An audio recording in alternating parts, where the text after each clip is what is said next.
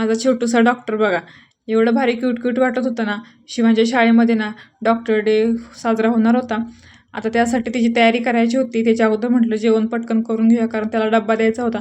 आता चपातीचं पीठ संपलं होतं म्हणून भाकरीच घालायला घेतल्या. तर ना हे भाकरीचं पीठ ना गडबडीच्या कामाचं अजिबातच नव्हतं. ह्याला ना गरम पाणी लागत होतं आणि ते मी टाकलं, पण इतकं माझा हात ना चटकं बसत होतं ना. हे पीठ मला असं मळायलाच येत नव्हतं. एकदा असं मळून घेतलं आणि पटकन ना भाकरीवर थापून घेतली.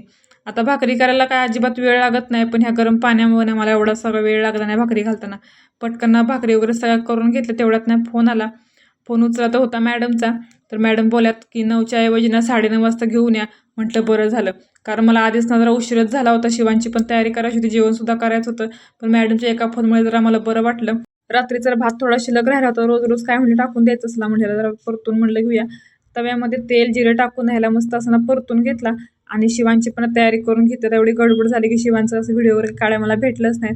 गडबडीने त्याला तयार केला. तर स्टेटस्कोप नव्हता माझ्याकडे, खेळण्यातला होता ना, तोच त्याला घातला. आता घरात पसरा बराचसा पडला होता शिवांच्या आवरावरीमुळं. चला तू जाऊ द्या म्हटलं. त्याला घेऊन मग निघाले जाण्यासाठी. आता छोटंसं डॉक्टर माझा बघा स्टेटस्कोप हातात नुसा पळत होता. त्याला शाळेमध्ये सोडला आणि त्याचा एक ना म्हटलं व्हिडिओ तरी काढूया. आणि एवढा माझा पिल्लू ना छान दिसत होता ना, आणि खरंच हा डॉक्टरच्या ना ड्रेसमध्ये एवढा छान वाटत होता. आणि आता हा डॉक्टर ना असाच बनलाय, पण माझं तर ना स्वप्नच आहे की शिवांशी ना खरोखर डॉक्टर बनावं, एवढीच माझी ना इच्छा आहे. त्याला शाळेमध्ये सोडून आले आणि घरात ना भरपूर सारा पसरा पडला होता. मग तो आवरायला घेतला. कपाट तर ना सगळं मी खाली ओढून घेतलं होतं.